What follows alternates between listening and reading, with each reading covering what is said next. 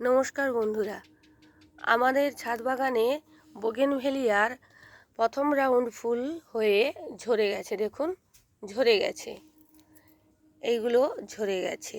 এখানেও আমার ফুল ছিল ভর্তি, ঝরে গেছে। এইবার এখানে কি করতে হবে বন্ধুরা?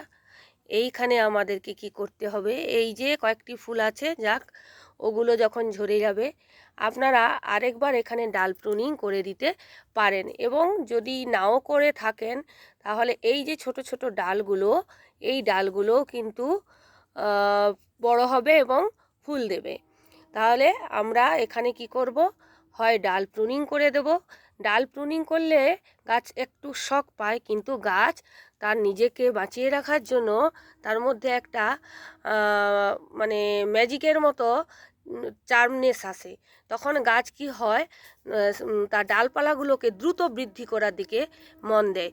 সেই ক্ষেত্রে আপনারা কি করবেন, এর গোড়ায় খাদ্য হিসাবে একটু মিশ্র জৈব সার প্রয়োগ করে দেবেন, এবং সেই জৈব সারের মধ্যে একটু ফসফেটের ভাগটা যেন বেশি থাকে।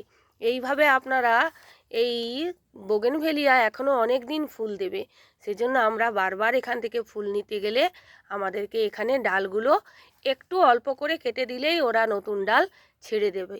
কেমন লাগলো আমার এই তথ্যটি? যদি ভালো লেগে থাকে তাহলে চ্যানেলটিকে সাবস্ক্রাইব করবেন, লাইক করবেন, কমেন্ট করবেন এবং শেয়ার করতে ভুলবেন না।